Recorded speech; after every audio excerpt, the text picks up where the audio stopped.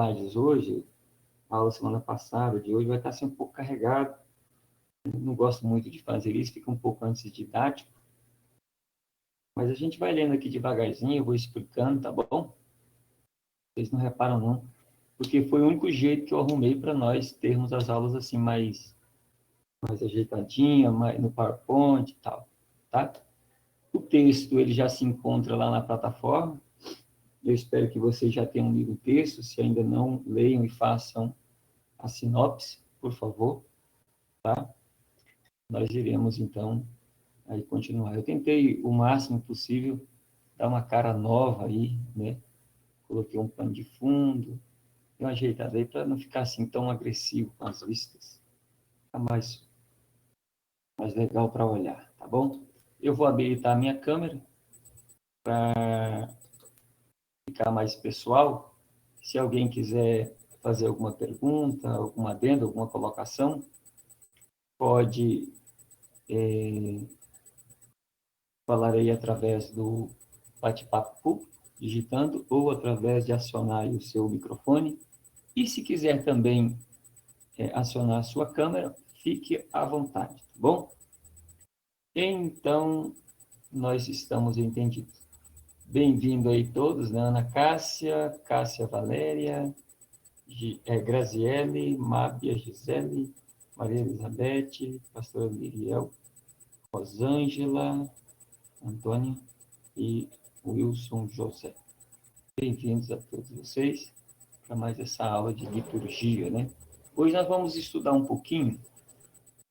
pouquinho sobre hinos e cânticos espirituais, né? Sobre essa questão, como é que a Bíblia vê isso e hoje nós herdamos isso de onde? De onde veio isso, né? Como é que nós aprendemos isso?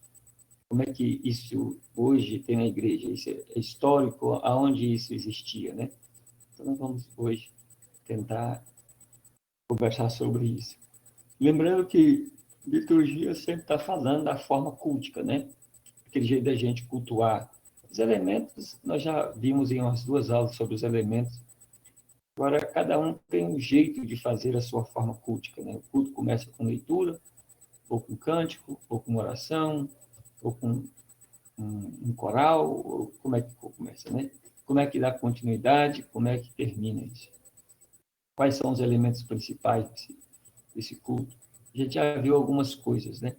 E nós estamos vendo mais esses fundamentos agora bíblicos, me parece que nós já estamos com as 5 aulas com esses fundamentos bíblicos, vendo a adoração, lá desde a primeira lá, adoração, depois a gente viu cânticos, depois a gente viu formas, né?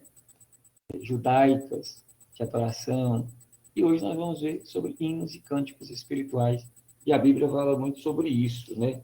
A gente vai procurar entender um pouco sobre isso hoje, tá bom? Vamos orar?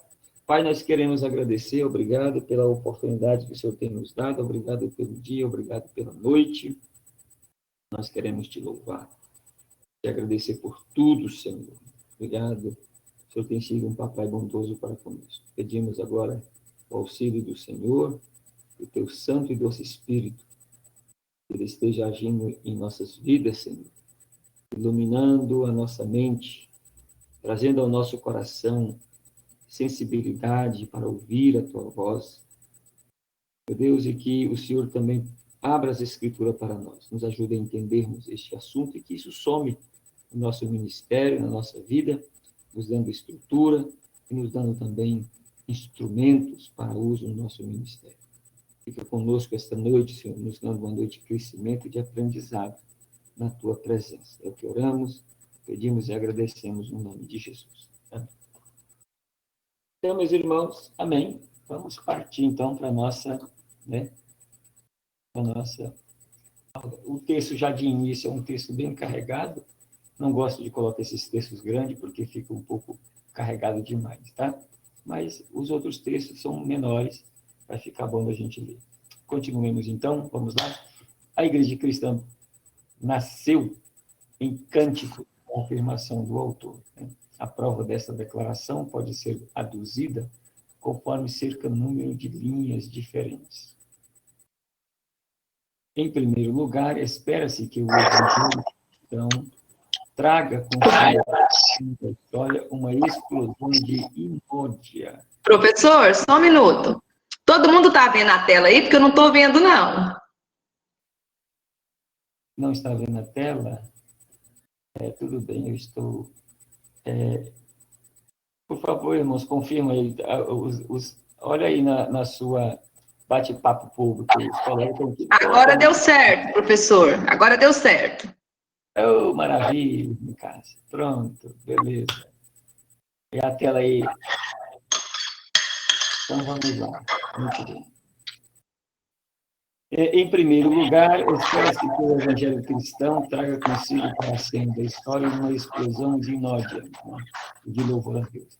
Além disso, podemos argumentar que todos os antecedentes do aparecimento no mundo do século I nos levariam a esperar que a igreja primitiva fosse uma comunidade de cântico e hino. E, em terceiro lugar, podemos investigar os livros do Novo Testamento, tendo em mira descobrir ali a presença de outros cânticos de adoração. Então, nós vamos, a partir de agora, ver isso. Né? O Novo Testamento fala sobre isso? Fala. E ele fala como? Ele dá muita importância a isso, e em quais momentos da vida diária, em quais momentos da vida dessa igreja, esses hinos apareciam, esses louvores apareciam. Né? E isso é muito importante, tá bom? Continuemos, então, para a gente perceber. Vamos lá. Que o Evangelho de Deus fosse acompanhado por um surto de louvor e poder espiritual é aquilo que poderíamos prever por nosso entendimento do modo de Deus tratar com os homens, e, na realidade, por nosso entendimento de nós mesmos.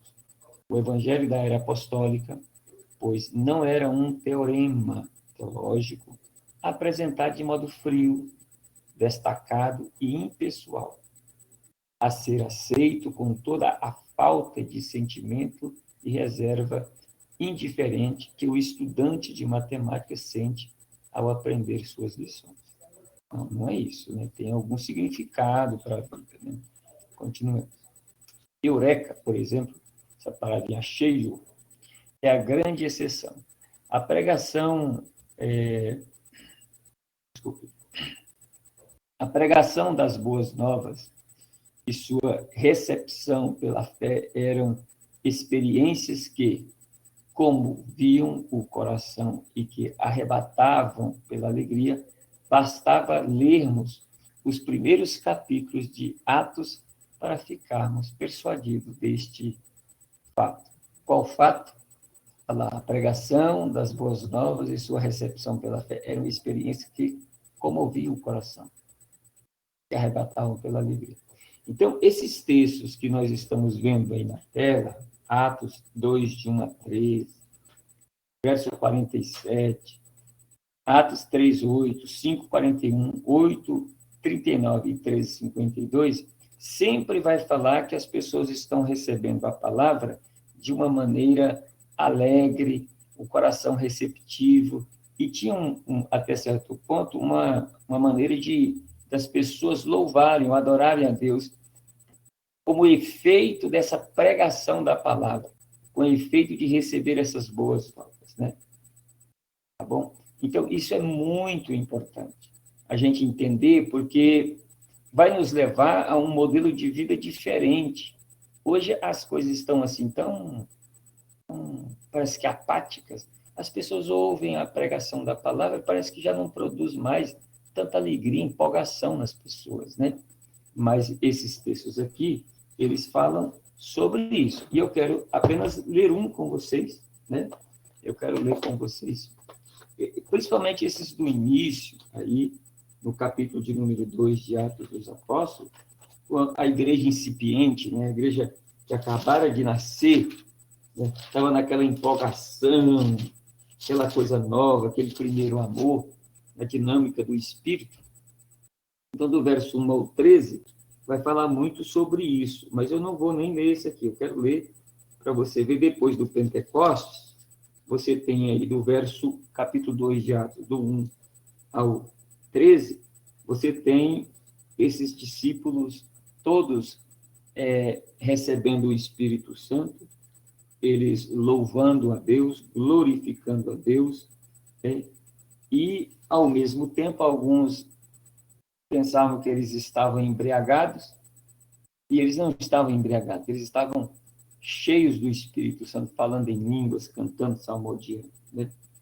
Do verso 14 até o 36, você tem a pregação de Pentecostes, né? Ou seja, você tem aquela pregação de Pedro, que ele vai falar que aquilo é o cumprimento de Joel, ou pelo menos parte do cumprimento da profecia de Joel, que Deus derramaria o seu Espírito. Nesse dia aqui, vocês vão ver que muita gente se converteu. Alguns chegam a dizer que mais ou menos 3.000, né? E isso está registrado no verso 37 ao 47, não é mesmo? E aí tem esse verso aí, 47. Olha o verso 47 para você. Quando eles, então, recebem a palavra de Deus, as boas novas, diz assim, eles estavam louvando a Deus e contando com a simpatia de todo o povo. Enquanto isso, acrescentava-lhes o Senhor, dia a dia, os que iam sendo salvos. Observa, louvando ao Senhor, louvando ao Senhor. Então, todos esses textos aí falam sobre isso. Se você ler o capítulo, vou lá para a última, capítulo 13, verso de número 52, você vai ver que os discípulos, porém, transbordavam de alegria e do Espírito Santo. Viu? Esse capítulo 13 aqui é onde Paulo começa as viagens missionárias dele, né? Ele está fazendo as viagens missionárias Chipre, ele vai lá para a Galácia. Então, ele está evangelizando e pregando, e as pessoas começam a receber o evangelho, se tornam discípulos. E aí, nesse texto em particular, no verso de número 52, diz que os discípulos, porém, transbordavam de alegria no Espírito Santo. Está vendo? Então, havia uma forma de hino, de cântico. Muitas vezes eram coisas já programadas e outras vezes eram coisas, na realidade, espontâneas, né? As pessoas louvavam espontaneamente, tá bom? Eu quero aqui registrar, a irmã Cássia Valéria falou que terminou de ler o livro Adoração Bíblica. Que beleza, maravilha, isso é bênção de Deus, né? Parabéns. Com certeza a irmã aprendeu muita coisa, que ali é o livro bom, né? Fantástico. Tá bom, gente? Continuemos. Paulo, tá aqui, ó, Paulo capta esta nota da alegria recém-nascida que conquista dos primeiros cristãos quando escreve para a igreja em Roma. O reino de Deus é justiça e paz e alegria no Espírito Santo. Romanos 14, verso 7. Pois bem, meus irmãos, é tão interessante que nós não estamos isentos de tristeza, de males, de problemas, né? Mas a igreja primitiva, a igreja da era apostólica, vamos assim dizer, até o primeiro século, você vê que era uma igreja que eles não tinham muito conforto, não tinham palácios, eles não tinham muito o que comer, roupa, calçado, né?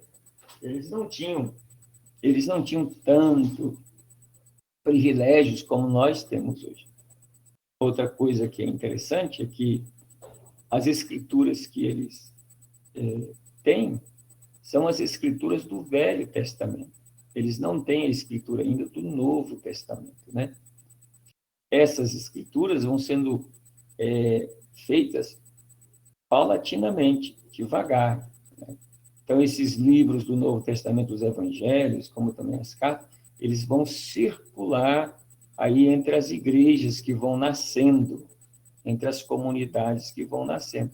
Eles não têm um Novo Testamento bem arrumadinho, como nós temos hoje, né? Então, aonde se orientavam? Eles se orientavam nas escrituras do Velho Testamento e no ensino direto dos apóstolos. alguns já tinham escritos, né? Dizem que o primeiro livro a ser escrito no Testamento foi Gálatas, no ano 49, né?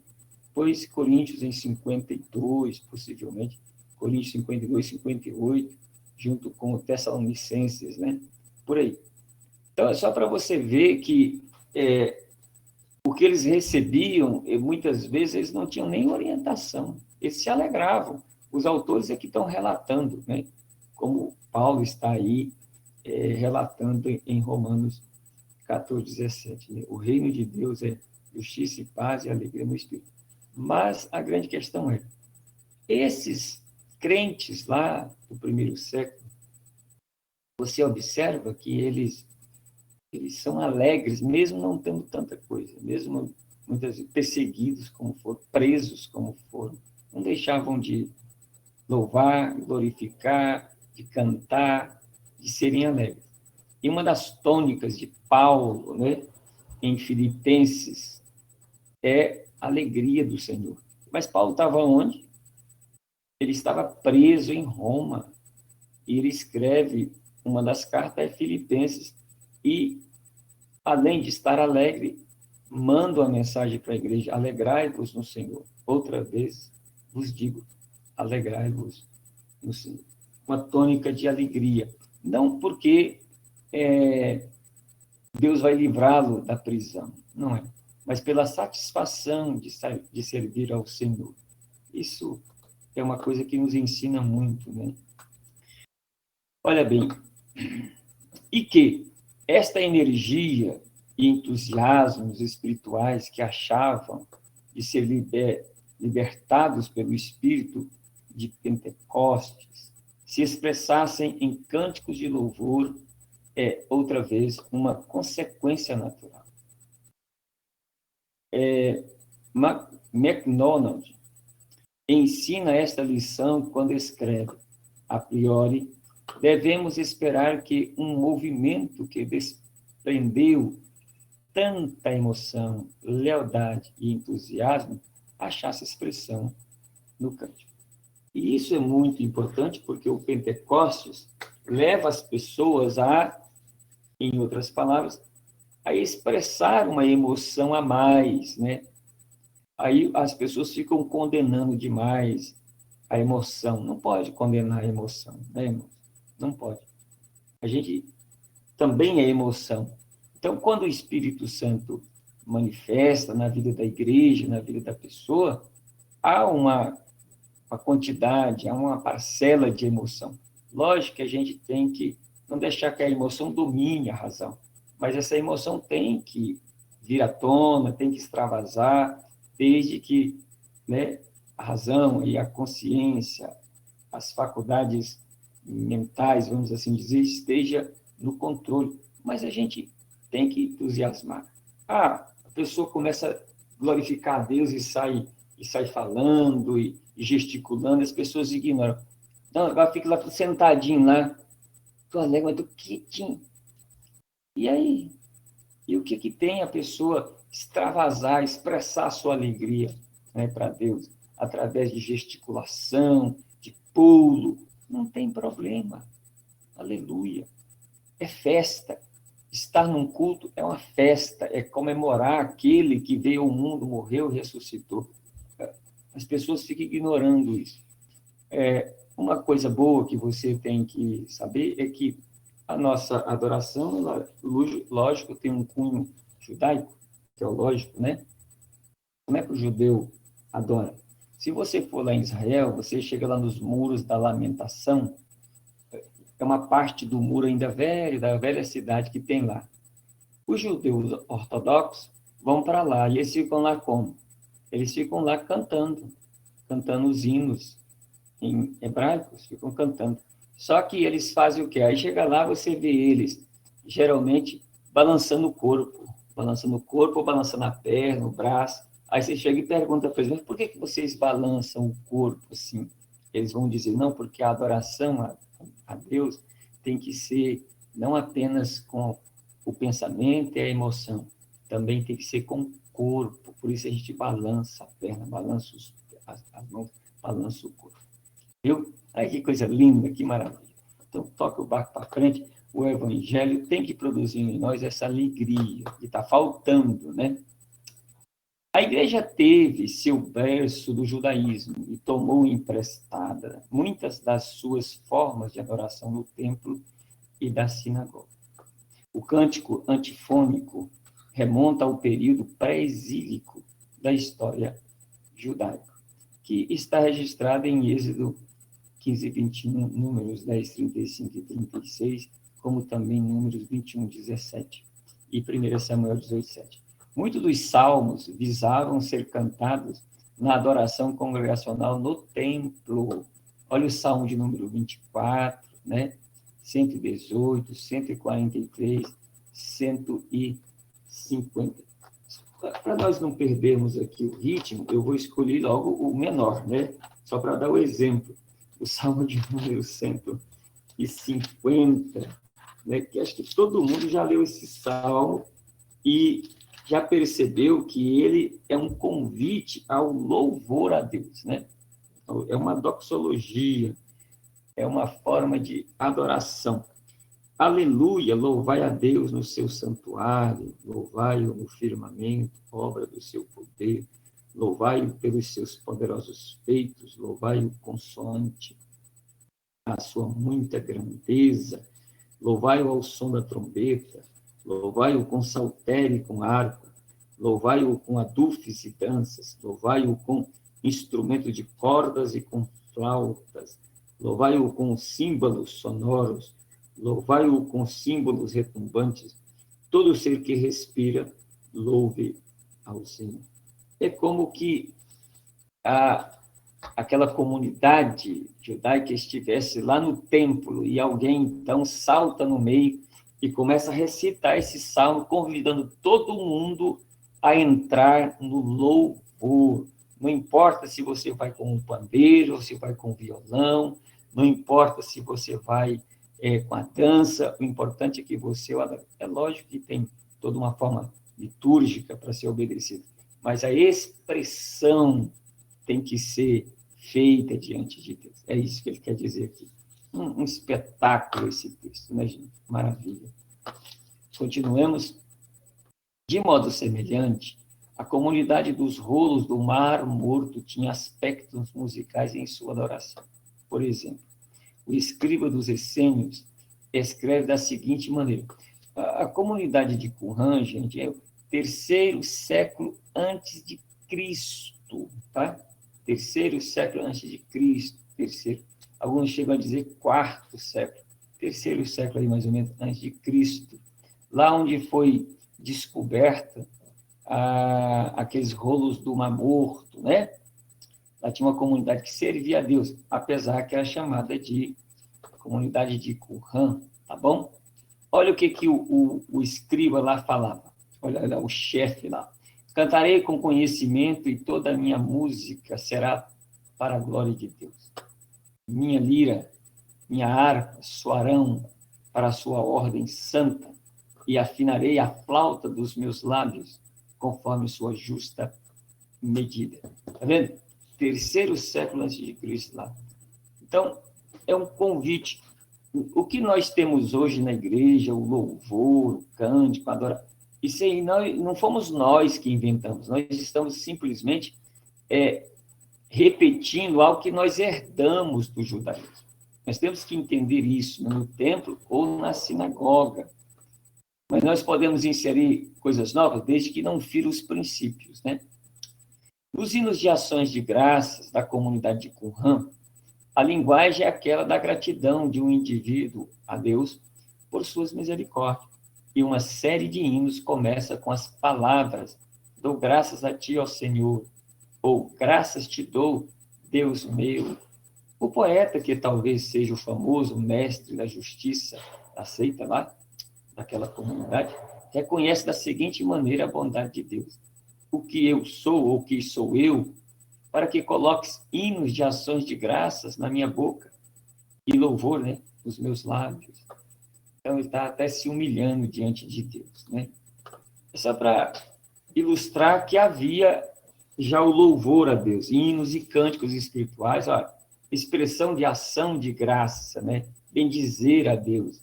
Bendizer. Por falar nisso, eu já falei para vocês em outras aulas. Bendizer é abençoar, tá bom? É como se alguém estivesse falando assim, abençoai a Deus, abençoe a Ele. Olha que coisa, né, gente? Abençoar a Deus parece que fica ilógico, mas é isso mesmo. Bendito seja o Deus Todo-Poderoso. Fantástico. Não pode, porém, haver qualquer dúvida de que os primeiros crentes em Jesus herdassem o desejo de expressar sua gratidão a Deus por meio de oferecer louvores vocais, conforme fizera o próprio Senhor em Mateus 26, 30. Jesus, nesse texto, está no último, ou realizando a última Páscoa, tá bom? E ele vai fazer a transposição de Páscoa para a ceia. Aí ele está celebrando a última Páscoa, então ele vai agora identificar o pão com o seu corpo e o cálice com o seu suco da uva, com o seu sangue, que era o sangue do cordeiro lá, cordeiro pascal. Então ele se identifica com o cordeiro, o pão, que será comido agora, e o cálice, o vinho, o sangue dele, de uma nova aliança. E todos devem beber, comer, para fazer parte dele. É isso que ele está dizendo. Quando que isso se concluiria? Quando ele morresse, ressuscitasse de forma espiritual e se tornaria comida e bebida. Tá certo? Não que é comer literal e beber literal, mas no sentido de fé, e você se alimentar dele pela fé. Tá certo? Mas aí o que ele faz? Ele termina a ceia lá, e aí observa o verso de número 30. E tendo cantado um hino, depois que terminaram a ceia, tendo cantado um hino, saíram para o Monte das Oliveiras. Eu fico pensando, qual foi esse hino aqui que Jesus cantou com os discípulos? O que um judeu conhecia de hino, gente? Os salmos. Eram os salmos, entendeu?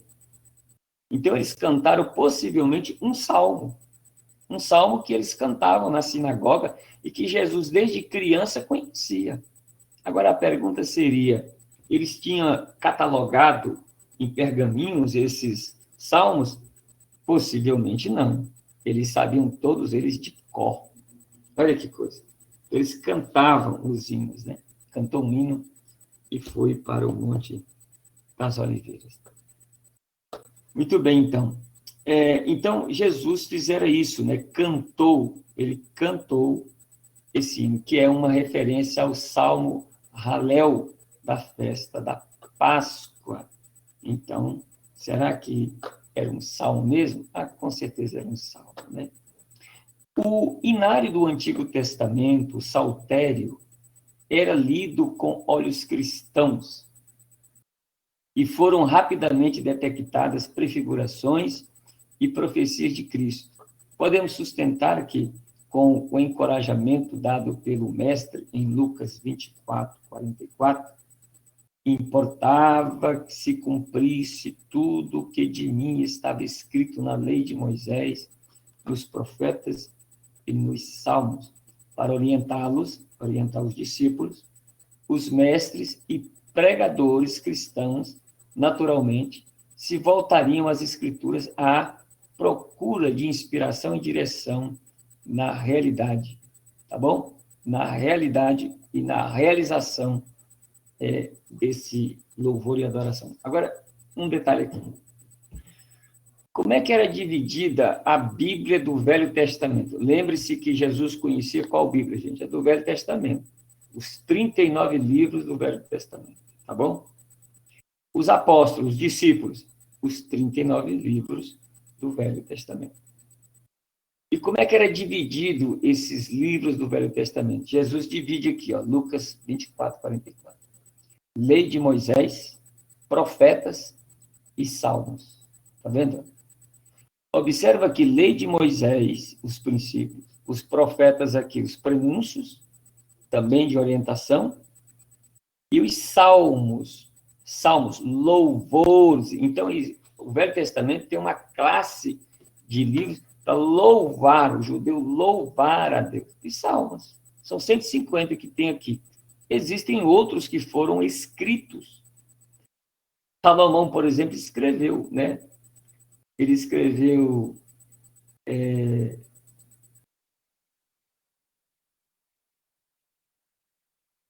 3.000 provérbios e 1.005 salmos. Salomão escreveu 1.005 salmos. Tá vendo? Nós temos na Bíblia só 150. E a maioria aqui é de Davi. Mas só tem um salmo, possivelmente 2, de Salomão só. E os outros salmos? Esses outros salmos de Salomão não eram cantados na época dele? Eram cantados. Percebe a lógica da coisa, gente? Só para vocês verem, né? Mas então, havia os salmos. E Jesus falou isso para os discípulos. Falou para eles. Encorajando eles, dizendo, olha, importa que tudo que estava escrito de mim se cumprisse na lei de Moisés, nos profetas e nos salmos. Então, um detalhe aqui para nós, vou fazer uma aplicação, tá? Aqui para nós. Pense um pouquinho. Você está dizendo que os salmos, que são louvores, falavam dele? Os louvores hoje, as letras que são escritas hoje, as letras, enaltecem Cristo mesmo? Falam do que ele é, do que ele foi, do que ele fez, do que ele faz, do que ele fará. Percebe?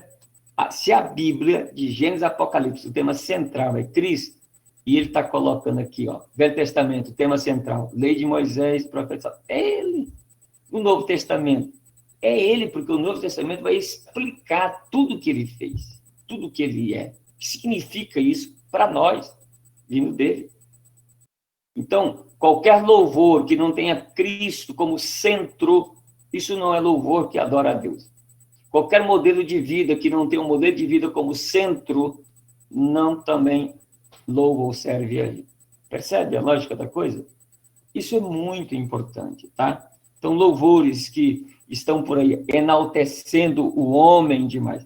Não sou contra, desde que explique. Por exemplo, aquele que me viu passando por fome, dor e tal, e não me ajudou, vai ver naquele dia que, mais ou menos isso, eu não sei a letra direito, é um tal de sabor de mel por aí. Sabor de mel. Aí a pessoa, aquele que não me ajudou, vai ver naquele dia, parece que vinga, aquele desejo de vingança. Tá vendo? Viu aí? Não é nada disso. Os salmos não podem enaltecer o ser humano. O evangelho não é antropocêntrico, o evangelho é cristocêntrico. O louvor não pode ser, se a gente colocar as minhas necessidades em evidência. O louvor que eu tenho que prestar é exclusivamente a Jesus. Eu não posso ir para a igreja pensar em me completar. Eu tenho que ir para lá para adorar, para louvar, para cantar, para servi-lo. Amém, meus irmãos? Vocês estão entendendo isso?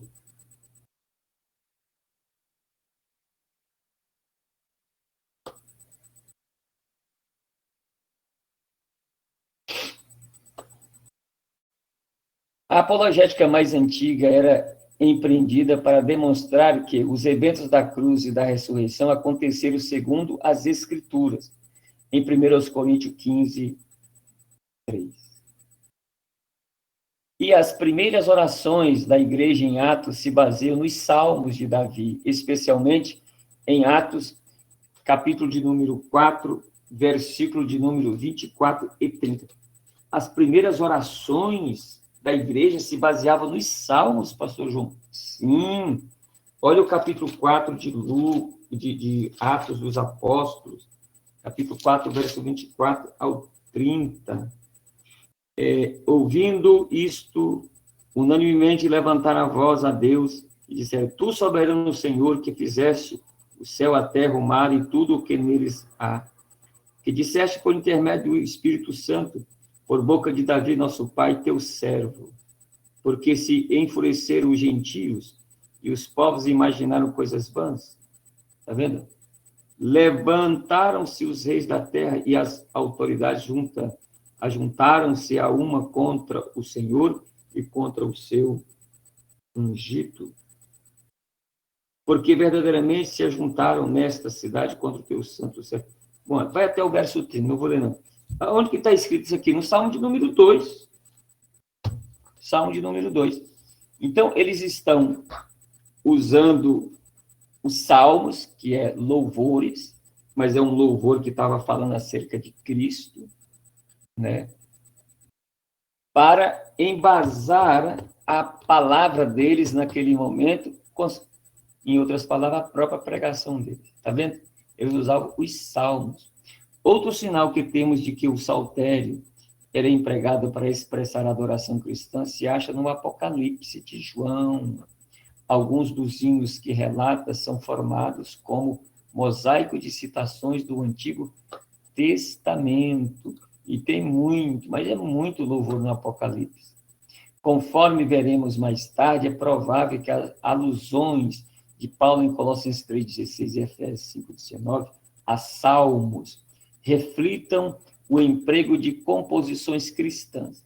E esta conclusão deve ser tirada principalmente pelo motivo de o adjetivo espiritual, ou mais precisamente, inspirado pelo Espírito Santo. Na parte posterior deste texto, acompanhar o termo salmos também. Certo? Por isso, se vocês vão ver o texto lá, vocês vão ver isso.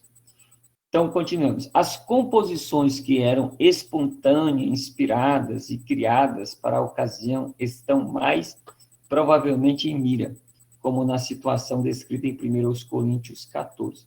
A alusão em Tiago 5,13, porém, está alguém alegre? Cante louvores. Talvez possa ser entendida como referência aos salmos davídicos. Então, pense que eles tinham os salmos lá, né? A lei, os profetas e os salmos. Então, Tiago vai dizer, olha, quem está contente, cante louvores. Os salmos, com certeza. Poderia ter outros hinos? Poderiam. Mas, para nós, como nós estamos estudando o pano de fundo judaico, então, o que eles tinham era os salmos.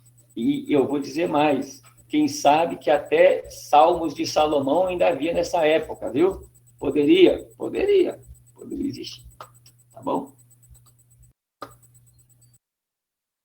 Continuemos. Há ainda mais uma seção da literatura do Novo Testamento onde está em evidência a influência dos escritos líricos do Antigo Testamento. É no prefácio do Evangelho segundo Lucas, que descreve a natividade e a infância. 4 cânticos nestes 2 capítulos, ou seja, Lucas capítulo de número 1 e capítulo 2. Tem uma forma distintamente poética e pode ser disposto em estrofes como espécie de inódia cristã primitiva, que nos leva de volta à igreja judaico-cristã. Então, depois vocês vão ver em casa, leiam para você ver os cânticos de Maria, o cântico de Ana, entendeu? O cântico de Isabel. Uma maravilha, um espetáculo. Se você quer ver cântico, e você vai ver que os cânticos que estão aqui sendo falados, principalmente de Maria, você vai voltar lá no cântico de Ana, mãe de Samuel. Tem muita similaridade. Portanto, o mesmo cântico de Ana, ou a mesma fonte que Ana usou para cantar lá, pode ser o mesmo que Maria está usando em Lucas aí, tá bom? É muito interessante isso. Por exemplo, Lucas 1, 46 e 55. Esta passagem contém um hino que é conhecido a adoração cristã como sendo o Magnificat, que é a primeira palavra da tradução da Vulgata no verso 46, né? Vulgata é uma tradução da Bíblia, principalmente Vulgata. Geralmente é a igreja, a tradução da igreja católica, tá? A minha alma engrandece ao Senhor, é o Magnificat. Quem fala é Maria, que celebra, em termos poéticos, exaltados, a vinda do Messias agora e sempre.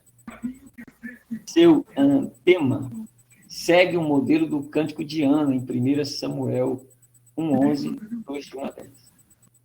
E o estilo se baseia no paralelismo e no emprego de parelas parelhas, né, de versículos que nos capacita a ver uma possível divisão em 4 partes, que elas estão aí, tá bom? Elas estão divididas ali, as parelhas. Olha aí, 46 a 48, verso 49, 50 a 53, 54 e 55. Se você quiser fazer alguma divisão do texto, já está feita aí para você, de acordo com o estudo. Maravilha, né?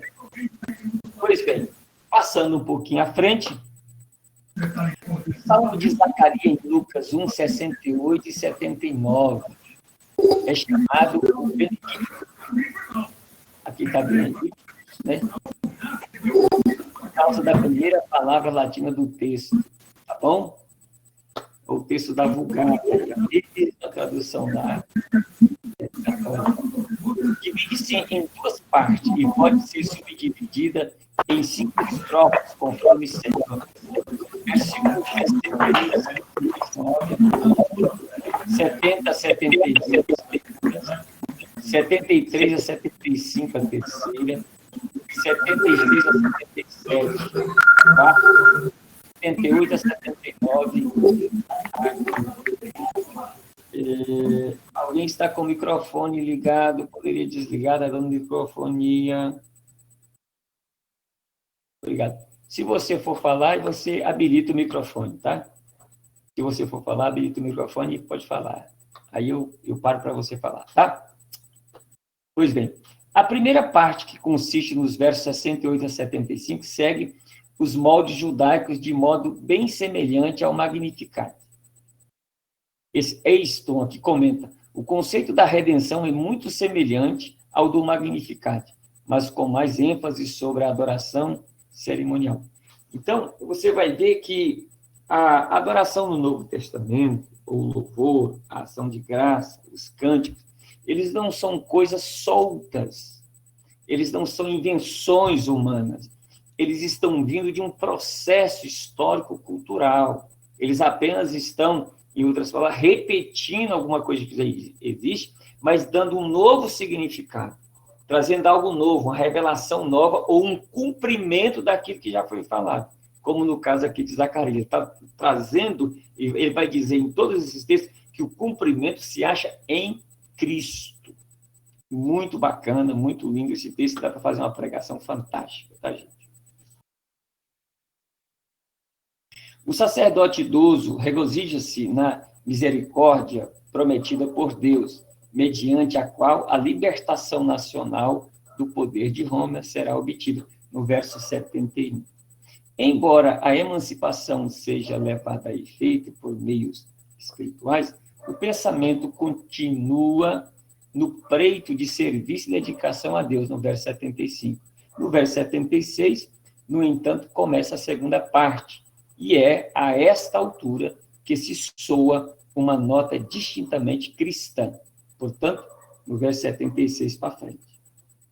Vamos ver se eu coloquei ela aqui, ou eu passei para frente.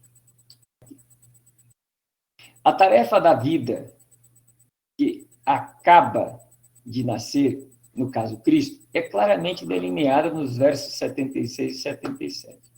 E a grande obra de João é descrita de tal maneira que relembra a expectativa judaica do Elias, que estava sendo aguardado como precursor do Messias, de acordo com Malaquias 4, 5 e 6. 2 tributos mais curtos, em forma de hinos, se acham em Lucas 2. A glória, em outras palavras, a glória excelsa, né? Bom, em 2,14, é uma declaração inesquecível do júbilo angelical diante da vinda do Redentor. Então, vamos ver os anjos louvando, né? E aí você vai perceber que essa questão dos anjos servirem a Deus e louvarem a Deus, deixa eu parar um pouquinho aqui para pensar com vocês. Esse texto está um pouquinho assim, meio distornado aí, mas dá para a gente ler. Gente, observa, pensa um pouquinho. Quando você vê anjo no céu, quando a Bíblia descreve anjo no céu, anjo lá, ou ele está vindo, ou ele está segurando alguma coisa, que é muito pouco. E a maior parte, quando você vê anjos, eles estão em volta do trono, prostrando-se diante daquele que está sentado no trono, e o ofício principal. Você sempre vai ver anjo cantando, louvando, adorando. Sempre. E é até interessante que o livro do Apocalipse é que trabalha muito essa ideia. Os anjos louvando, glorificando, exaltando. Se você pega os 9 primeiros capítulos, por exemplo, de Ezequiel, ele vai trabalhar essa ideia muito bem lá, de revelação, ele lá nas beiras do rio, tendo visão do Espírito, ele vai ver anjos. O Daniel teve muita visão de anjos, né? Você vai ver que eles sempre estão fazendo alguma coisa de adoração a Deus, sempre, sempre. E o louvor está acontecendo no céu. A minha preocupação é, quando se está louvando aqui na terra, os anjos estão louvando lá no céu. Outra coisa, quando se está cultuando aqui na terra, está tendo um outro cântico, um outro culto lá no céu, é a minha preocupação. Eu fico pensando, será que os anjos estão cantando um hino lá em cima no céu para Deus e a igreja está aqui na terra reunida e cantando outro hino? Nós temos que pensar nisso, isso é muito importante, né? Porque quando a gente pensa isso, a gente tem que perceber que Deus é um, tem igreja em todos os lugares do mundo. Então, nesse momento, adorando. O que Deus está recebendo? Ele está prestando atenção no quê? No que ele está? É a forma ou é a essência? Ele está recebendo a essência ou é a forma? Né? Percebe? Nós temos que pensar nisso. Né? Temos que pensar nisso. Sim, Mamábia, o Apocalipse 4 mostra isso. Até este ponto, temos nos preocupado com o emprego dos hinos e salmos que a igreja primitiva adotou da adoração no templo ou na sinagoga, ou com as formas que os cristãos adaptaram destas origens. Nesta última categoria, podemos colocar também parte do livro do Apocalipse, que, segundo parece, foram emprestadas diretamente das sinagogas do mundo judaico de fala grega. Aí, olha aí, Mamabe, ó, Apocalipse 4:11. Apocalipse 4:11 está falando de um louvor. Quando as criaturas viventes lá, os anciãos, e os anjos acompanham, né? Ele fala, digno és, Senhor, de receber honra e glória, força, poder, né? Mas honra e glória, porque tu criaste todas as coisas e por tua vontade são e foram criadas. Esse louvor é o louvor a Deus Pai pela criação. Quando você chega no capítulo 11, verso 17 do Apocalipse, existe outro louvor. Eu fico impressionado a tônica do louvor no Apocalipse. Ele vai até o capítulo 21 do Apocalipse, tem louvor, capítulo 22. É uma coisa incrível. Muito bem feito esse Apocalipse, sabe? Pois bem, o capítulo 11, verso 17. Deixa eu ler o capítulo 11, verso 17 aqui, para complementar essa ideia. 11, 17, diz assim, dizendo, isso, os 24 anciãos que estão lá na presença de Deus. O reino do mundo se tornou de nosso Senhor e do seu Cristo, e ele reinará pelos séculos dos séculos. Isso aqui é o quê? Isso é um louvor pela conquista dos reinos. Verso 18. Ó. Eu li o verso... Não, eu comecei no verso 15, né? Verso agora 17. Graças te damos, Senhor Deus, Todo-Poderoso, que eras, porque assumiste o teu grande poder e passaste a reinar. Verso 18. Na verdade, as nações se enfureceram, chegou, porém, a tua ira e o tempo determinado para serem julgados os mortos, para dar o galardão a teus servos profetas, aos santos e aos que temem o teu nome, tanto os pequenos como os grandes, e para destruir os que destroem a terra. Então, isso aqui é um louvor a Deus. Por quê? Pelo quê? Por ele ter tomado o grande poder dele e vai reinar, vai governar. Aí você tem o 14:7, você tem também o capítulo 15, verso 3 e o verso 4, que falam de adoração, falam de louvor. E está falando de quem? Dos anjos lá no céu, dos 24 anciãos. Está vendo? Aí a nossa grande pergunta é, meus irmãos, se no céu os 24 anciãos e os anjos estão expressando alegria, louvor, adoração, eu acho que a igreja precisa repensar muito na sua forma de... A igreja precisa adorar mais, louvar mais, glorificar mais, né? Ao mesmo grupo de fragmentos judaico-cristãs, de fragmentos de louvores em forma de hinos, pertencem versículos tais como Romanos 11, verso 33 a 35. Romanos 11, 33 a 35 quer dizer que o Paulo está escrevendo o seu livro lá, e ele, então, insere dentro do próprio livro, do texto, ele insere um cântico, sim, ele insere um cântico. Capítulo de número 9 de Romanos, Deus escolhe Israel. Capítulo 10, Israel rejeita Deus, né? No capítulo 11, Deus salva Israel. E aí Paulo vai trazer essa tônica, esse projeto de Deus com Israel, esse processo histórico de Deus levantar Israel, Israel cair, ele salvar Israel, eleger Israel, e junto com Israel ele traz os ambuzeiros bravos, que são gentios, enxerta e faz o processo salvífico acontecer. E aí Paulo vê tudo isso, esse projetão maravilhoso, e ele vai então cantar. É um hino, é um fragmento de hino, ó profundidade da riqueza, tanto da sabedoria como do conhecimento de Deus, quão insondáveis são os teus juízos, seus juízos, e quão inescrutáveis os seus caminhos. Quem, pois, conheceu a mente do Senhor, ou quem foi o seu conselheiro, ou quem primeiro deu a ele para que ele venha a ser restituído? Porque dele, por ele, por meio dele, para ele são todas as coisas. A ele, pois, a glória eternamente. Amém. É um fragmento de louvor. De onde ele tirou isso? Nós não sabemos. Pode ser dos Salmos? Pode. Pode, muitas vezes, ele ter recebido isso inspiradamente e foi enaltecendo, escrevendo por ele mesmo? Pode também. Mas dá para entender que é fragmentos de hinos, de louvor. 1 Timóteo 1,17 fala a mesma coisa. Esta última atribuição é endereçada ao Rei eterno, imortal, invisível, Deus único, que está escrito lá no verso 17. A primeira designação de Deus como Rei eterno é exatamente a frase empregada nas orações judaicas recitadas à mesa, ou seja, quando o judeu ele vinha para se alimentar, ele dizia o quê? Bendito és tu, ó Senhor, nosso Deus, Rei eterno. E aí você acha uma expressão de louvor quando Paulo está escrevendo a Timóteo, no capítulo 1, verso 17, colocando que Deus é um Deus, olha aí, ó, imortal, eterno, invisível, tá vendo? Único, um Rei eterno. Isso é importante porque a gente entende que o que nós estamos seguindo hoje não está solto no universo. Na verdade, tem um histórico, né? Tá bom?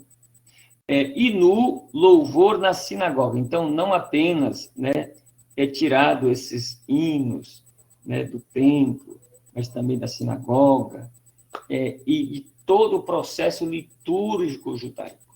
A gente tem que entender, né? Isso é bom porque a gente vai percebendo que nós temos raízes, né, meus irmãos? A pastora Maria Elizabeth disse que as músicas cristãs que tratam de Jesus ou Deus, que você é errado, e errado ou não é? Ia deixar para, no final, a gente fazer uma pequena reflexão, mas eu já vou adiantar. Nós não temos a autorização de chamar Deus de Ele, a terceira pessoa. Nós não temos autorização para chamar Ele de você, né? Nós não temos autorização. Jesus nunca chamou o Pai de você, né? Ele falava pelo pronome meu Pai, né? Vosso Pai, né? Ao Deus eterno. Ele chama o próprio Pai dele de Deus, né? Senhor também. A Bíblia não nos autoriza nós chamarmos ele de você, tá bom? Essas letras devem ser revistas, E eu não tenho coragem, de falar. O judeu, na hora que ele ia traduzir, estava fazendo as cópias lá do Velho Testamento, onde aparecia a palavra Deus lá, Jeová, os copistas eles tinham que ir lá e tomar banho primeiro, e para vir e escrever o nome. Eles pensavam para não contaminar nada, né, para você ver. Aonde aparece a palavra, por exemplo, muitas vezes Jeová, para eles não ficar repetindo, para não incorrer naquele erro, eles pensavam, não tomarás o nome do Senhor teu Deus em vão, então eles chamavam de Senhor, eles colocavam lá Senhor, para não ficar chamando o nome de Deus. Então a gente tem que pensar que ele é uma pessoa, mas ele é Deus, ele é Senhor. Eu tenho que me dirigir a ele como um pai bondoso, como um Senhor da minha vida, um Deus eterno. Mas eu chamar ele de você, Deus, a você, não, aí é muita perturbação. Eu não concordo. Não concordo, viu, irmã Maria Elizabeth? Agora, nossa atenção se dirige às composições que são específicas e distintamente cristãs. Há sinais de tais hinos cristãos dentro das páginas do Novo Testamento? Há ou não? Certos textos nos disporão a responder afirmativamente essa pergunta. 1 Coríntios 14, 26, dá a injunção para a Assembleia em Corinto. Vamos lá, o que diz? Quando vos reunis, um tem salmo, outro tem doutrina, este traz revelação, aquele outra língua, e ainda outro interpretação da língua. Além desta evidência em prol da existência de hinos cristãos, há em 1 Coríntios 14, 15, que é um prenúncio da referência ao hino no verso 26. Pois bem, o que está escrito aí em 1 Coríntios, no verso de número 26? Lembre-se que essa igreja era a igreja muito problemática, mas era a igreja que tinha a manifestação, pelo menos dos dons que a gente conhece na Bíblia, todos os dons se manifestavam nessa igreja, era uma igreja muito pneumática, muito espiritual, né? Tá bom? Muito pentecostal, carismática, né? Então, o 14, 15 diz, que farei, pois? Orarei com o Espírito, mas também orarei com a mente, cantarei com o Espírito, mas também cantarei com a mente. Olha que coisa linda isso, né? Olha o verso 26, como é que é esse cantar, né? Quer dizer, pois, irmãos, quando vos reunis, um tem salmo, outro doutrina, este traz revelação, aquele outro, e ainda outra interpretação, seja tudo feito para edificação. Então, dá para entender que quando Paulo está dizendo aí no verso de número 15, né, que orará com a mente, louvará com a mente também, com o coração ou com o espírito, mente é coração, é a mesma coisa de coração, e com o espírito aí, ele está dizendo que, na realidade, é o que ele fala no verso 26, é o cantar, é o louvar, é o pronunciar. Então, meus irmãos, esses hinos que esse povo cantava, vou botar no verso 26 aqui, ó, né? Salmos, que salmos eram? Será que eram os salmos do Velho Testamento? Doutrina, não era, né?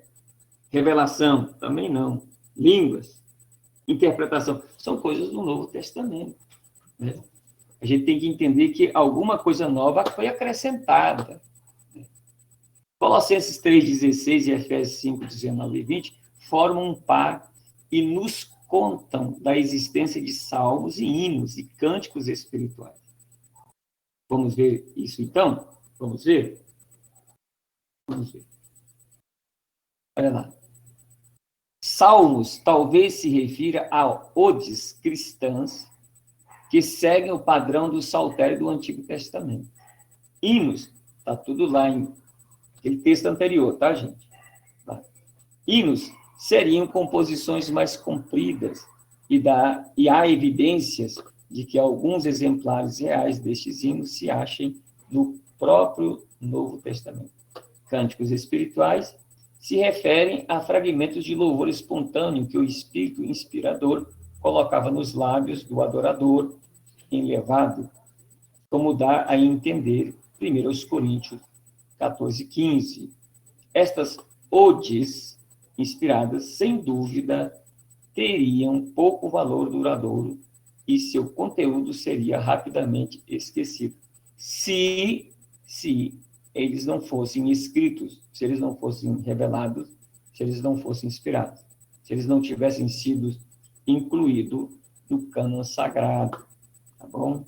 Continuemos. A partir destes aspectos, é possível identificar e classificar com razoável grau de exatidão e certeza os seguintes hinos do Novo Testamento. Então, vamos ver quais são esses hinos, né? Olha lá. 1 Timóteo 3:16. Depois de uma frase introdutória, evidentemente, grande é o mistério da piedade. Grande é o mistério da piedade. O versículo divide-se em 6 linhas de ricas verdades acerca da pessoa e atuação de Jesus Cristo.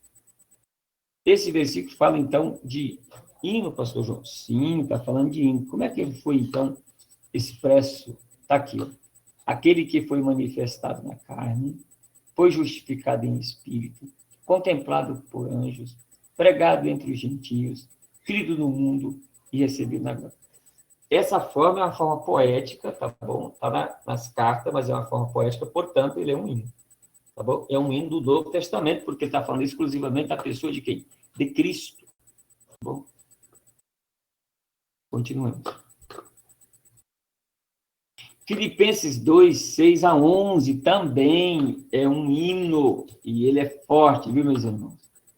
Uma ideia semelhante de ligar juntas e esfera divina de onde vem o Cristo pré-existente, a esfera na qual entra no seu nascimento, percorre Filipenses 2:6-11. Este é um dos trechos cristológicos mais magníficos do Novo Testamento e retrata poderosamente o drama da glória que Cristo tinha com seu Pai antes de todos os tempos. Sua humilhação e obediência sobre a terra, até o ponto da morte sobre a cruz. E sua exaltação à presença de Deus e ao triunfo e senhorio cósmico que todas as potências espirituais confessam. Então, como é que seria esse texto para nós? Vamos ler. Esse é um texto que a gente trabalha muito dele na cristologia, meus irmãos. Na cristologia, a gente fala muito sobre ele, tá bom? Olha para você ver a grandiosidade desse texto. Olha aqui. Está falando, ele estava lá em cima, veio aqui à terra, se humilhou, morreu, ressuscitou e foi elevado às mais altas posições de glória. Tá? Então, o texto fala de humilhação e da exaltação dele.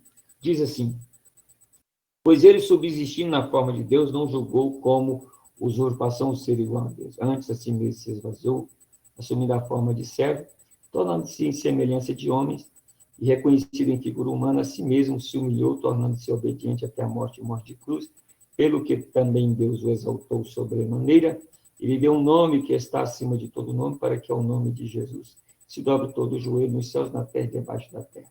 E toda língua confesse que Jesus Cristo é o Senhor, para a glória de Deus. Isso é um hino fantástico. Autoesvaziamento do Logos, a humilhação e a exaltação. Fantástico, maravilha. Né? É um hino do Novo Testamento. Tem também as estrofes dele, né? Estrofe A. Né? Em Colossenses 1:15 e 20. Né? Olha aqui para você ver como é que é um hino. É um hino do Novo Testamento. Está aqui, ó. Estrofe A.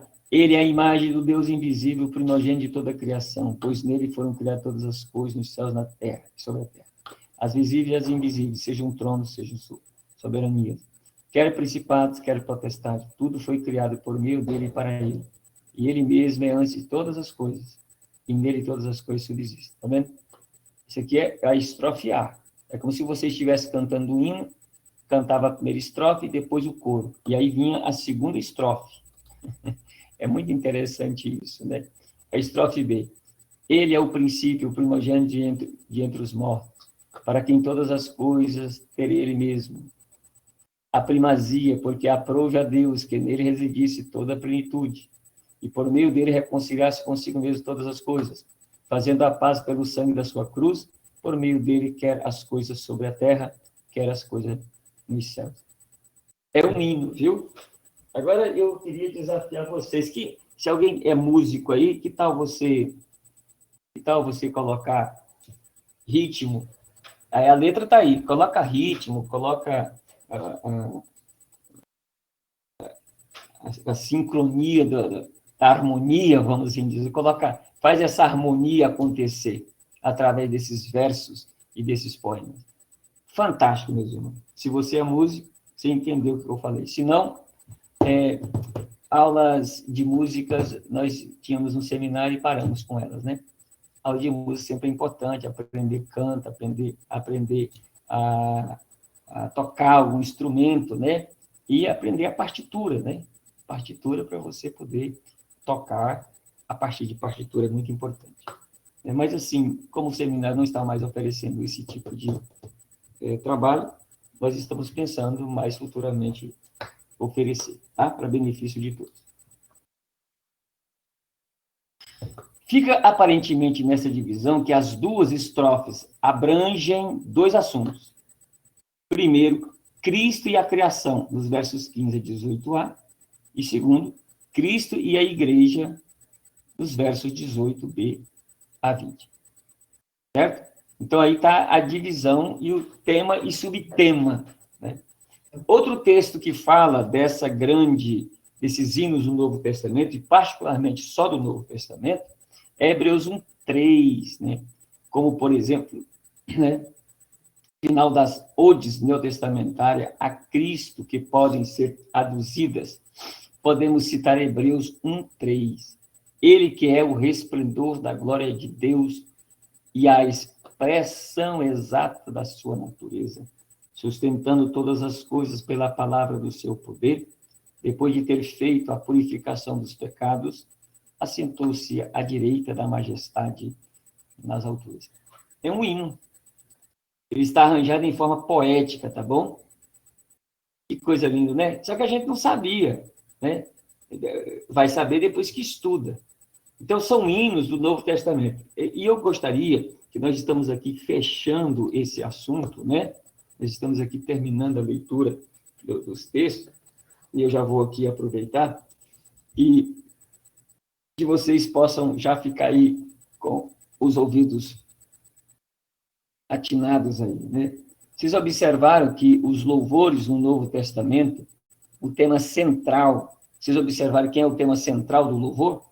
Tá. Então, vocês segura aí, que daqui a pouco a gente começa a conversar. Deixa eu terminar a leitura aqui. É igualmente importante notar que esses hinos a Cristo têm um padrão de pensamento em comum que dá o máximo valor à sua presença no cânon do Novo Testamento. Tem relacionamento com a pessoa e a missão de Cristo Jesus e nos contam como ele existia na glória pré-existente do seu Pai e era o agente na criação. Tornou-se homem e levou a efeito a redenção para o mundo mediante seu sofrimento e morte. Finalmente, é exaltado e entronizado e recebe de Deus, numa aclamação solene, o nome supremo e para sempre. A própria leitura final aqui parece que dá esse fechamento. Mas vocês, e agora eu estou conversando diretamente com vocês, a partir aqui de mim, vocês observaram que a adoração no Velho Testamento, ela tinha um louvor a Deus. Então, tinha que fazer tudo para Deus, glorificar Deus, exaltar Deus, né? Quando você chega no Novo Testamento, você vai perceber que a adoração, ela foca na pessoa de Cristo, na obra de Cristo, né? Naquilo que ele fez. Olha, observa que tem texto que fala da preexistência dele, na encarnação, no sofrimento, na ressurreição, na ascensão, na entronização lá em cima. Estão percebendo? Então, eu gostaria agora que a gente pensasse um pouquinho aqui, tá? Agora é nós. Vamos fazer a reflexão nossa aqui, nosso feedback agora, né? O que vocês acham? Os louvores hoje, os louvores que não falam de Cristo, os louvores que não falam da obra de Cristo, do sangue de Cristo, do poder de Cristo, do senhorio de Cristo, da divindade de Cristo, da glória de Cristo. Os louvores que não falam de Cristo, meus irmãos. O que vocês acham? Se o Novo Testamento, as passagens dos hinos do Novo Testamento, tem Cristo como centro. Então, eu gostaria agora da opinião de vocês. Nós estamos numa aula, né? Nós queremos um feedback aí. A irmã Daniela já postou que o louvor não parte do reconhecimento dos homens, antes tem origem da obra realizada por Deus. A obra realizada por Deus é que o louva. E ao reconhecer as dádivas de Deus provenientes desta obra, resta aos homens bendizerem. Existe música sacra nas igrejas? Existe músicas sacras na igreja, bonitas, belas, letras fantásticas, maravilhosas. Mas aquelas que enaltecem o ser humano, aí o trem fica feio, né? Aí o trem fica feio. A gente pode lembrar de várias aqui, né, gente? De várias aqui. Eu quero, enquanto vocês pensam aí, quero cantar uma com vocês aqui, tá? Quero cantar uma com vocês aqui. Vocês se lembram daquela assim, Tu és fiel, Senhor, Tu és fiel, Senhor, dia após dia. Nananana, nananana, nananana. Tu és fiel, Senhor, fiel a mim. Escutaram o que eu cantei?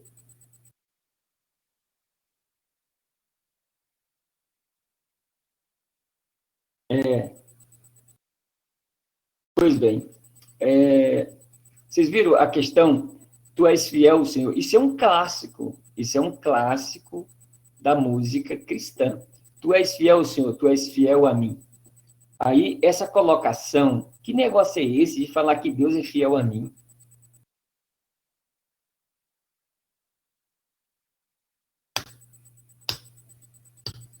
Tá vendo? Então, ele é fiel a mim? Não, ele é fiel a ele mesmo. Ele é fiel à palavra dele, ele é fiel ao ser dele, é fiel às promessas dele. E eu vou me beneficiando com isso. Como é que Deus é fiel a mim? Se ele é fiel a mim, quer dizer que eu fiz uma coisa que fez ele quer ser fiel a mim. Não, eu não mando em Deus, não tem como.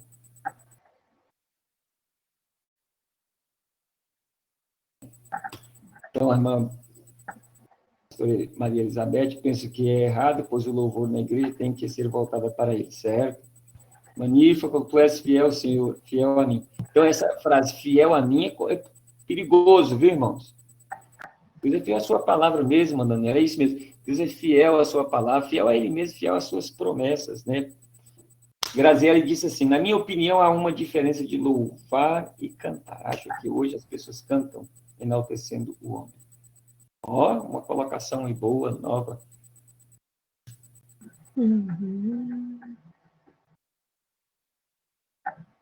Alguém está querendo falar? Mamãe, é você? Mamãe, entendeu? Então, aqui é a hora do feedback, né? Nós precisamos conversar sobre isso. E bom se todos participassem, né? Participem, meus irmãos. Então, é muito importante que você, ao ouvir os hinos, aprenda a fazer essa diferença, né? Porque o culto é a Jesus, o culto é a Ele, o louvor é a Ele, né? Eu não posso ouvir um hino, né? E esse hino totalmente voltado para mim. Tem aqueles hinos que falam que Deus vai nos abençoar, vai cumprir a promessa, vai trazer graça, vai trazer... Tudo bem, aí é Ele que está fazendo. Beleza, então o louvor está louvando a Ele para Ele fazer. Os Salmos falam muito disso. Eu te louvo porque tu és, ó, Deus é alguma coisa. Eu te louvo porque tu fazes algo. Beleza, pronto, né? É isso. Eu estava pensando aqui, pastor, porque meu esposo, você sabe que ele toca, né? Isso. Então, assim, eu vejo muito, às vezes, não sei, é uma opinião minha, que às vezes, quando a gente está lá na igreja, está louvando, os hinos são sempre falando daquilo que Deus fez, né? Geralmente, assim, naquilo que Deus tem feito na vida do homem agora. E não tem sido um louvor, assim, mostrando a grandeza de Deus, falando daquilo que Deus tem para nós no sentido de espiritual, sabe?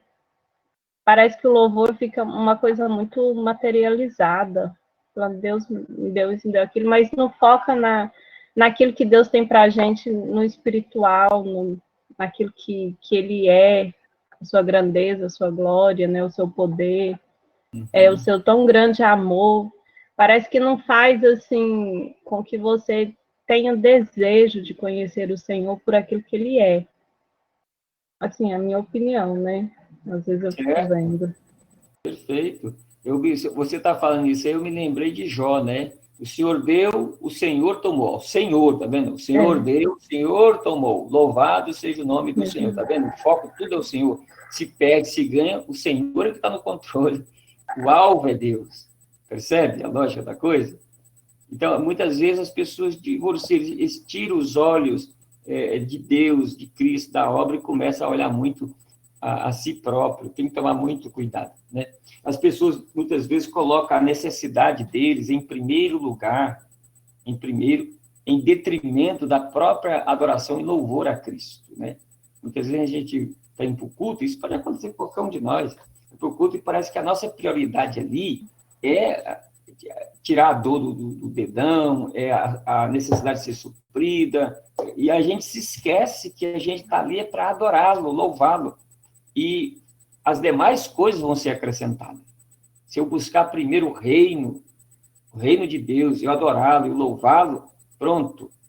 Ele sabe o que eu estou precisando, mas não, muitas vezes a gente faz da nossa necessidade o alvo do nosso culto, o alvo da nossa adoração, desculpa, da nossa oração. E aí fica, parece que meio assim, repartido, né? A gente fica repartindo a glória de Cristo com nós mesmos. É complicado, né? O pastor Wellington diz que prefere os louvores antigos na maioria do que, né, a maioria dos louvores de hoje enaltece o homem. Muito bem, tá aí, ó. Que coisa, e é verdade mesmo, né? Bom, tem mais gente aí. Cadê a Cássia Valéria, Ana Cássia? Vamos ver, gente. Muita gente já manifestou. Pastora Liriel, Rosângela, José, Wilson José, né? Eu não sou contra, né, os louvores. Eu não sou contra os louvores. Nós estamos aqui apenas numa aula. A adoração tem que ser a Deus. Não pode ser a mim, pode ser o homem, né? E dentro desse bojo, pode ir para o hino. Tu és fiel. O hino canta, tu és fiel a mim. Então, eu tenho pois não? Professor, igual aquele hino da Sara Faria. Só quem tem raiz suporta o que eu suportei. O que o senhor acha desse hino?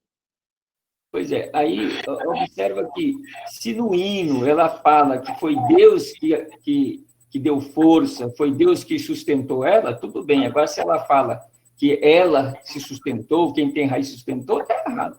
Está muito errado. É uma coisa, assim, que eu aprendi nas aulas do Senhor, que eu achei muito importante, é que a gente tem que aprender a ir para a casa do Senhor e glorificar o Senhor, né? Não ficar focado nos problemas. E isso eu tenho colocado em prática e eu vejo tanto que Deus tem me abençoado, porque a gente começa a sentir verdadeiramente a presença do Senhor, né? Porque aí o que acontece? A gente se esquece da gente, né? A gente esvazia e a gente começa a pensar naquele que realmente pode nos completar, né? Ele pode nos encher, ele pode trazer a satisfação para o nosso coração, para a nossa vida. Isso é muito importante.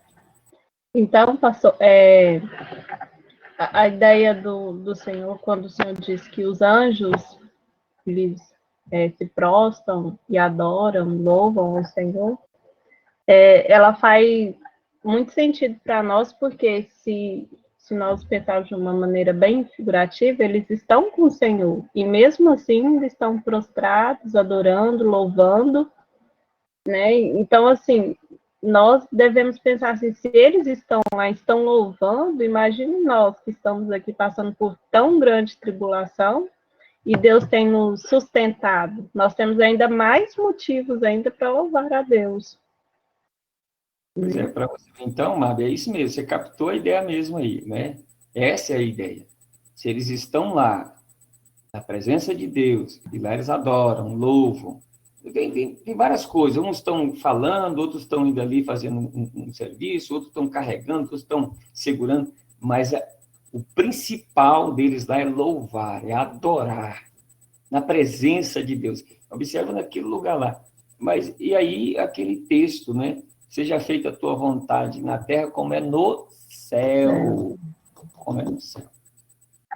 Tem que se pensar nisso, né? Nós temos que mudar a nossa forma de pensar com relação à liturgia, ao louvor, à adoração, né? Por exemplo, a pastora Liriel colocou assim, né? Eu só acho que hoje tem muito canto e pouca palavra. Também concordo, pastor Liriel. O povo, na realidade, não está querendo ouvir muita Bíblia, não. Né? Eles estão fazendo do louvor uma expressão, na realidade, de satisfação, de entretenimento. O louvor não é para você ter entretenimento. O louvor não é para você se sentir bem, vamos assim dizer. O louvor é para você aproveitar um momento de adoração, culto a Deus. E as pessoas estão enganando, estão torcendo aí a finalidade, né? A Daniela colocou, temos um louvor que é produzido pelas emoções humanas, mas não como uma oferta espiritual, estando bem ou não, independente do momento que se passa, certo, irmã Daniela, também concordo, né? E existem aquelas pessoas que fazem as letras, né? Eles fazem as letras para venderem. Vocês sabiam disso? Tem as pessoas que compõem os hinos para vender, vendem as letras. Então, será que estão preocupados mesmo com a essência, ou estão preocupados em criar versos, um poema para poder ganhar dinheiro? Né? É um problema sério isso. Então, voltando lá sobre o hino Tu és fiel a mim, lá, Tu és fiel a mim, tem um quarteto que sempre canta, quando eu ando, eu convido eles aqui nas festas do seminário, que infelizmente nós não podemos fazer esse ano, eu convido eles para cantar. E aí eu ensinei, falei para eles, né, falei para os que estavam lá cantando, falei, ó, expliquei para eles a questão, aí eles trocaram, eles cantam esse hino. Aí na hora que eles vão cantar Tu és fiel a mim, eles falam, Tu és fiel a si, ou seja, fiel a ele mesmo.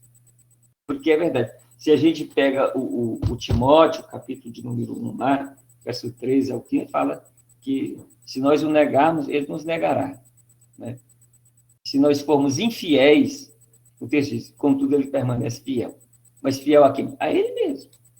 Não é porque eu sou infiel, ele vai ser fiel a mim. Se eu for fiel, ele vai ser fiel a mim. Não, ele vai ser fiel àquilo que ele prescreveu, desculpa, a sua palavra. Então, essas aulas daqui para frente, elas vão ter esse cunho de reflexão mais acurado, nós vamos pontuar mais, vocês vão ver que cada aula daqui para frente a gente vai pontuando mais e exigindo mais da nossa compreensão, porque ou nós mudamos o nosso contexto e as pessoas que estão convivendo conosco para mudar também, ou então nós vamos continuar do mesmo jeito, estudando para quê? Para continuar do mesmo jeito aí? Não pode continuar do mesmo jeito, né? Então, eu tenho que colocar um hino lá, vai tocar um hino lá, vai tocar o hino para quê? Vai tocar o hino para me adorar a Deus. Eu vou ouvir esse hino e eu vou glorificar Ele, eu vou enaltecer. Obrigado, Senhor, eu te louvo, eu te glorifico. É verdade essa letra, por isso eu exalto o teu nome. É isso. É um momento em que você vai extravasar diante dele, dizer para Ele quem Ele é para você, agradecer por aquilo que Ele fez, né? E é por aí que é a questão. Tá bom, meus irmãos? Tá bom, minhas irmãs? Mais alguma coisa? Alguém quer falar mais?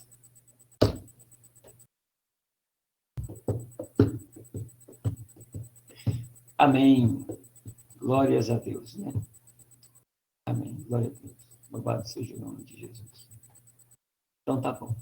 Eu quero agradecer a Deus pela vida de vocês, tá bom? Obrigado aí pela presença, Ana Cássia, Cássia Valéria, Daniele, Graziele, Mábia, Maria Elizabeth, Nifa, pastor Liliel, pastor Wellington, Rosângela, Wilson, José. Obrigado, tá? Obrigado mesmo pela presença, pela participação, foi muito legal esse feedback. Vai ter mais, viu, nas aulas que vem.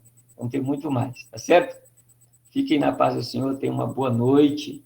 Pastor Wellington, acho que os líderes devem observar bem os louvores da igreja e orientá-los. Perfeitamente, pastor Wellington, concordo perfeitamente, né? Por isso, cada igreja deveria levantar um departamento de música, com pessoas formadas mesmo, pessoas capazes para ensinar a música, né? E ter uma vida com Deus para poder subir o altar. Eu sou meio radical quanto a isso, tá?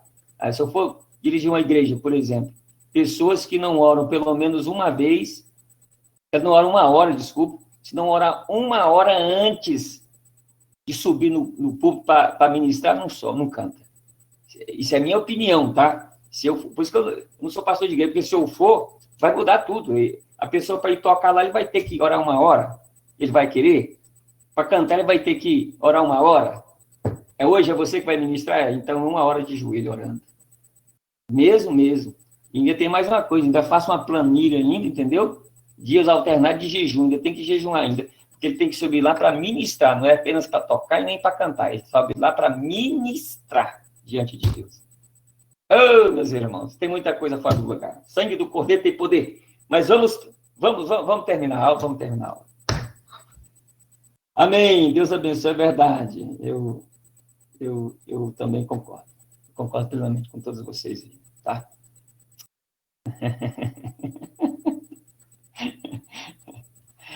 É verdade, meus irmãos. Amém. Um abraço a todos vocês, tá bom? No mínimo uma semana, Graziela. É verdade. Obrigado, meus irmãos, minhas irmãs. Deus abençoe vocês. Fiquem na paz do Senhor, tá bom? Qualquer coisa, mandem mensagem no Zap, no e-mail, aí na plataforma. Fiquem na paz do Senhor. Um grande abraço.